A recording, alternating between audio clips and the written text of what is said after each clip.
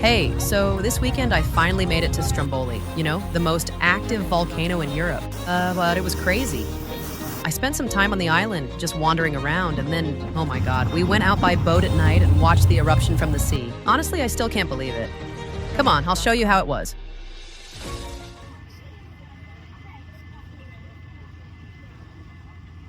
You know, there are these moments when everything around you feels ordinary.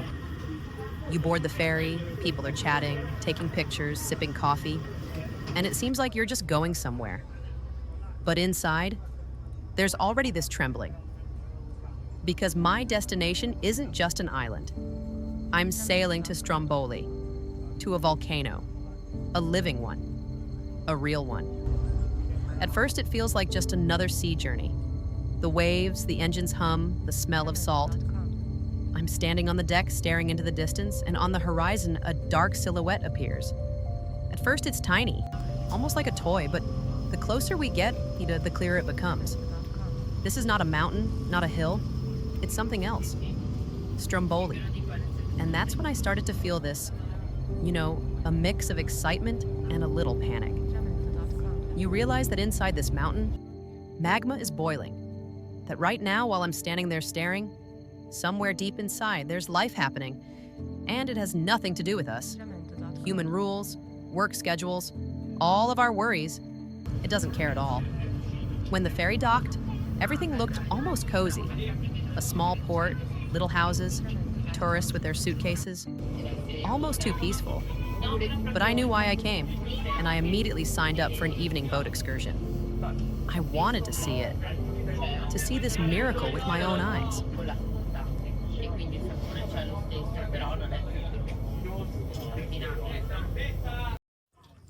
Yes, I just landed on the shore of Stromboli, and immediately it's very, very hot, just blazing with fire.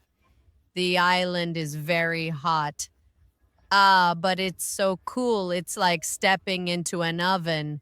Woo. I always thought Stromboli was just about the volcano, the mountain, the lava, the eruptions, all that dark, harsh, powerful stuff. But it turned out it's completely different, or maybe double. There's this fiery, scary side, and then there's the other one. Paradise. A green paradise. When I first walked through the streets, I was honestly blown away. Tiny white houses, so neat, with terraces where laundry hangs to dry, flower pots everywhere, and behind them, the endless blue sea. And the silence. No traffic noise, no rush, just the wind and the birds. And then the flowers.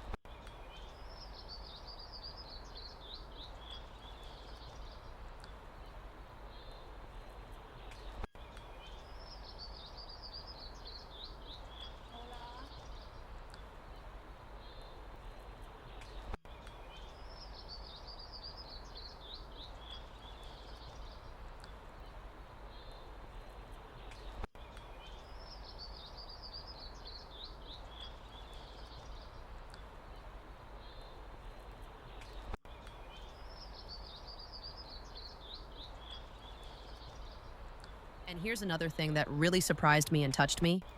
On Stromboli, they absolutely love cats.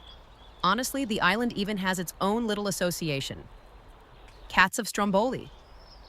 As you walk through the streets, past the little shops and grocery stores, you're bound to meet a cat. Sometimes just one, sometimes a whole group. They sit on the steps, stretch out in the shade, or look at you carefully as if deciding, are you a local or just passing through?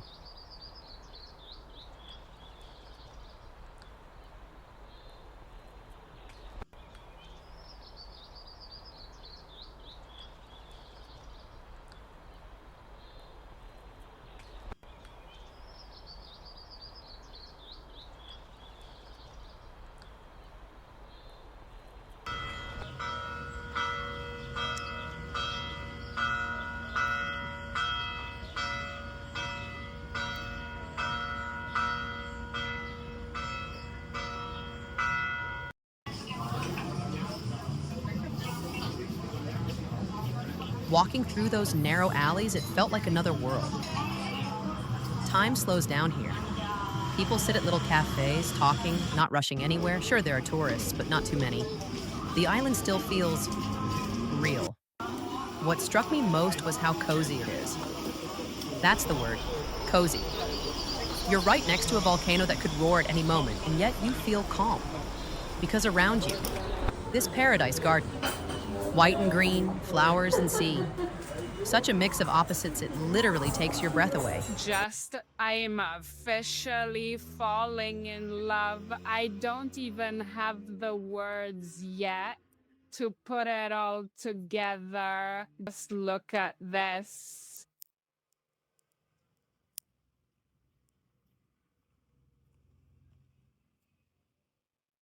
Pink and blue houses, and here are windows. Oh my god, and there's a garden. And here are some flowers, and there are some flowers, and there is a volcano and flowers. Cool. Every second I see something incredible. Wait, flowers!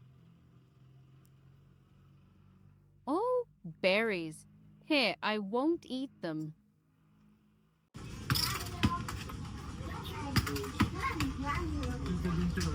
Vieni qua, vieni, va ora, non te la prendere. Da sotto non mi tiri così forte da vicino. Evening. You know, it's that moment when the day is over, but the adventure is just beginning. At the pier, it was noisy. Big boats with music, full of people laughing, drinking, ready for the show. But I didn't want that. I chose a small boat, maybe 10 people. Quiet, intimate.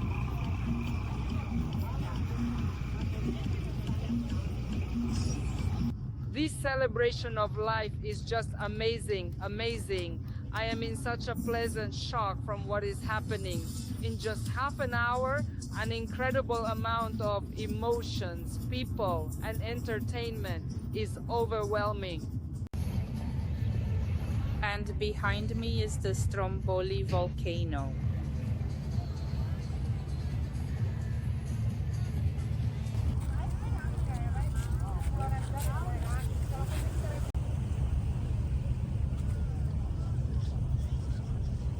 And then, the island, Stromboli. A dark shadow in the distance. Massive. Silent. But it wasn't really silent, and because inside, it's alive. It seems that right now I see that the most beautiful thing in my life is still cool.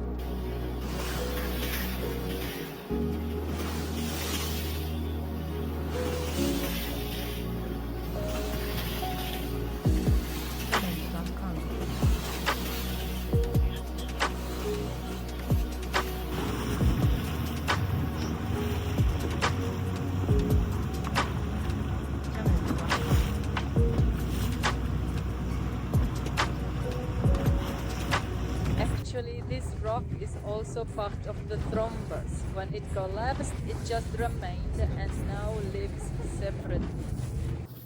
We are sailing past the volcano from the other side to see the lava tower.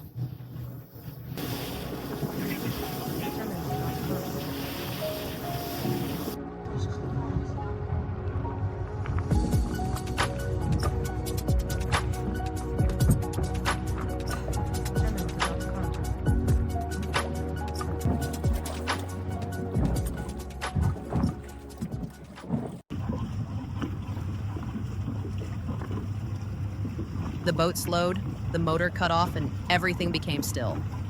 All of us just sat there, waiting, staring at the top.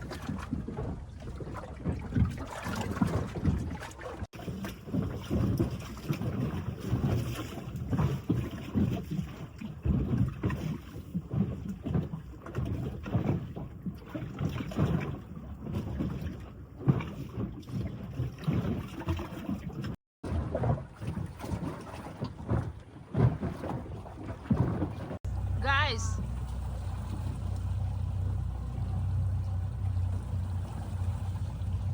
And then, from the boat, we could see it. The lava itself.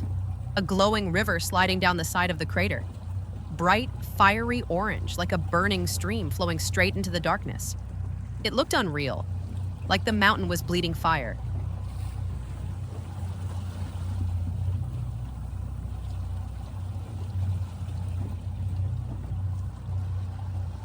the calm sea at sunset, and then this living volcano right in front of me. It's humbling.